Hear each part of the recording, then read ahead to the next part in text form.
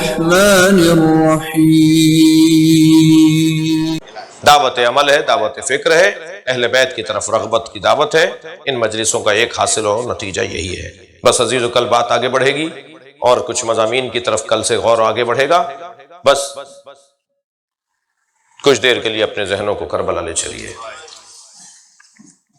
میرے مولا حسین نے 2 محرم سے 10 محرم تک کربلا میں قیام کیا ہے۔ مولا کا قیام کربلا کی زمین پر بظاہر 8 دن کا ہے، مگر 20 سال کم 1400 سال اس 8 دن مولا کی سیرت پر اپنی زندگیوں کو ڈھال رہے ہیں۔ اب ہر زمانہ، ہر دور، ہر صدی پہ تو فعل حسین گزرے گی، اور جو بھی حسین سے قریب ہوتا چلا جائے گا اس کے معاملات زندگی بہتر ہوتے چلے جائیں گے۔ اور عصر عاشور امام حسین نے اپنی قربانی دے کر خود کو اس سمندر کا حصہ بنا دیا جو کبھی خشک ہونے والا نہیں ہے۔ وہ کیسی گھڑی تھی کہ جب امام حسین گھوڑے پر آخری خطبہ دے رہے تھے، وہ کتنا مشکل مرحلہ تھا، بیویوں کی کتنی آزمائش تھی، خاص طور پر اس بہن کی کتنی بڑی آزمائش تھی جو ایک ٹیلے پہ کھڑی اپنے بھائی کو دیکھ رہی تھی۔ اور جب حسین گھوڑے پہ ڈگمگا رہے تھے، دائیں گرتے تھے پھر سنبھلنے لگتے تھے، پسر سعد کی آواز آئی، اے حرملہ حسین کو گھوڑے سے گرا دے۔ عزادارو، اس نے تیرے سے شعبہ میرے مولا کے سینے پہ مارا جو امام کی کمر سے باہر نکل رہا تھا۔ اس کے بعد میرے مولا سے گھوڑے پر بیٹھا نہیں گیا اور میرے مولا گھوڑے سے زمین کی طرف آئے۔ عزادارو، زین تو حسین نے چھوڑ دی مگر زمین تک آنے میں بہت دیر لگی۔ اجرکم اللہ، اجرکم اللہ، آپ کی آوازیں بلند ہیں۔ میرے مولا کا بدن تیروں پر معلق رہا، اور ایک بہن تھی جو کبھی سر پہ ہاتھ رکھتی تھی اور کبھی فریادیں کرتی تھی۔ عرب کا دستور یہ تھا کہ اگر کوئی عورت گھر سے باہر نکل کے سر پہ ہاتھ رکھ کے رستے پہ کھڑی ہو جائے تو عرب یہ جانتا تھا کہ اسے کوئی چیز چاہیے ہے۔ میری بیوی نے عزاداروں سنیں گے 10 مرتبہ سر پہ سر رکھا، اپنے ہاتھوں کو سر پہ رکھا، سر پہ ہاتھ رکھے، مگر کسی عرب نے بڑھ کر یہ نہیں پوچھا کہ علی کی بیٹی کو کیا چاہیے۔ اور جب کسی نے نہیں پوچھا تو آواز دی، میرا ماجایا مارا جا رہا ہے، میرا بھائی حسین مارا جا رہا ہے۔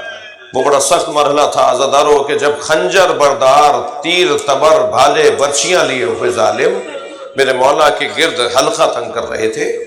ایسا وقت آیا کہ شمر اور خولی یہ جھگڑ رہے تھے کہ میں گلا کاٹوں گا یا میں گلا کاٹوں گا۔ بعض روایات میں تو ہے کہ کبھی ایک دوسرے سے خنجر چھین بھی لیتے تھے کہ اس کا انعام مجھے ملنا ہے۔ پھر طے ہوا تھا کہ شمر یہ کام کرے گا۔ جب یہ کیفیت تھی نا، اس وقت میں ایک شخص نے آواز دے کر کہا، اتنا رک جاؤ کہ حسین کی روح پرواز کر جائے۔ بہت خون نکل رہا ہے حسین کے بدن سے، کچھ دیر کے بعد حسین کی روح پرواز کر جائے گی۔ تو اس نے مڑ کر دیکھا اور کہا، یہ کیسے طے کریں ابھی حسین زندہ ہے۔ امام کے بدن میں عزاداروں حرکت نہیں تھی، تحرک نہیں تھا۔ کہنے لگا، یہ کیسے طے کریں ابھی حسین زندہ ہے۔ تو ایک اور سپاہی نے کہا، میں ایک جملہ کہوں گا، اگر حسین زندہ ہوئے تو اٹھ کے بیٹھ جائیں گے۔ میں کہوں گا کیا کہنا چاہتا ہے، کیا تکلیف دینا چاہتا ہے مولا حسین کو۔ انہوں نے مڑ کر دیکھا اور کہا، بولو کیا بول رہے ہو، تاکہ یہ طے ہو جائے کہ حسین زندہ ہے یا زندہ نہیں ہے۔ اس نے ایک جملہ کہا، جملہ یہ تھا، سنیں گے عزادارو، جملہ یہ تھا کہ حسین زمین کربلا پر ہے اور سپاہیوں نے زینب پر حملہ کر دیا۔ بس یہ جملہ سننا تھا۔ امام نے کوہنیوں پہ زور دیا، اپنا ہاتھ فضا میں بلند کر لیا، پہلے میرا گلا کاٹو۔ سب سے زیادہ اجرکم اللہ، اجرکم اللہ، اللہ آپ کی آوازوں پر رحمت نازل کرے۔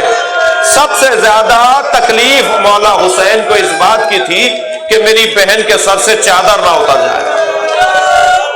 عزادارو، جناب زینب کبریٰ جس مصیبت کو بار بار یاد کر کے روتی رہیں گے، میں رونے والوں سے ایک سوال کروں، چادر جناب زینب کے سر سے اتری عصر عاشور شام غریبہ سے پہلے۔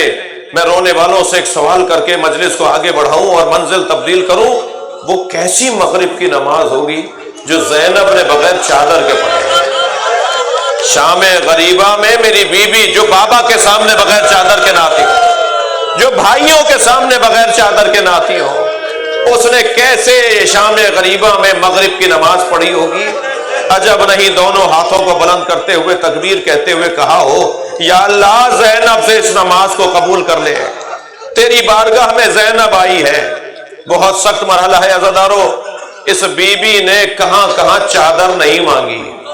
میں نے مجلس مکمل کی، جب پہنچی نا مدینہ منورہ تو جناب رسول خدا کے مزار پر ایک ہی مرثیہ پڑھا، نانا تمہاری بچیوں کو اسیر بنایا گیا۔ ان کے سروں سے چادریں اتار لی گئی۔ واہ حجابہ کے نوحے بلند ہوتے رہے۔